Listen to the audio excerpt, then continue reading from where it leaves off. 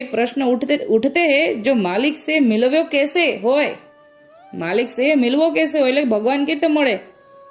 या बात को भ्रम दूर कीजिए, जो कोई कछु ने कछु बाबत बतावत है, परी मेरे मन को समाधान होत नहीं। या ते पूछिए એટલે કે બધાય અલગ અલગ જવાબ આપે છે, એટલે મારા મનનું સમાધાન નથી થતું, હું વધારે ભ્રમમાં પડ્યો છું, એમ કે છે। પ્રભુજી બાદશાહનો પ્રશ્ન સાંભળી અતિ પ્રસન્ન થયા અને ટૂંકમાં દ્રષ્ટાંત આપીને ઠાકોરજી સમજાવે છે। એક જ વાક્ય કહી દીધું, જૈસે હમારે તુમારે, જૈસે હમારે તુમારે, જેમાં તું મને મળવા આવ્યો અને હું તને મળ્યો એવી રીતે। પ્રભુજીની વાણી સાંભળતા જ બાદશાહ પોતાના મનમાં સમજી ગયો, એટલે કે આ તો આટલા જ વાક્યમાં સમજી ગયા છે। તેનો ભ્રમ સર્વથા કે જેમ તારે અમને મળવાની ઈચ્છા મનમાં હતી ને તો મળી શકાયું, કારણ કે તું તો બાદશાહ છો, તને મળવા માટે ઈચ્છતા હોય પણ તારું મન ન હોય તો તને મળી શકે નહીં, પણ તારું મન જેને મળવાનું હોય તેને તો તું અવશ્ય મળે।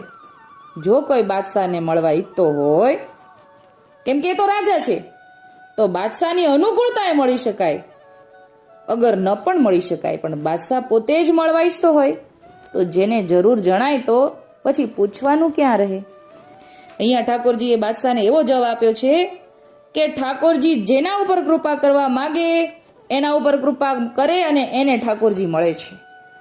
સામેથી ઠાકોરજી જેને ઈચ્છે એના ઉપર કૃપા કરે, જીવને જ્યારે ઈચ્છા થાય ત્યારે ઠાકોરજી કૃપા કરે એવું નથી, એવું અહીંયા આપણને સમજાય છે। પ્રભુજીએ કહ્યું, રાય રૂગનાથ દાસ, આપણા પુષ્ટિ માર્ગમાં પ્રભુ જેનું વરણ પોતાની કૃપા કરે, કૃપા દ્વારા કરે, કૃપાનું દાન કરે, તે જીવને કોઈ સાધન કર્યા વિના પ્રભુ આપમેળે મળી જાય છે।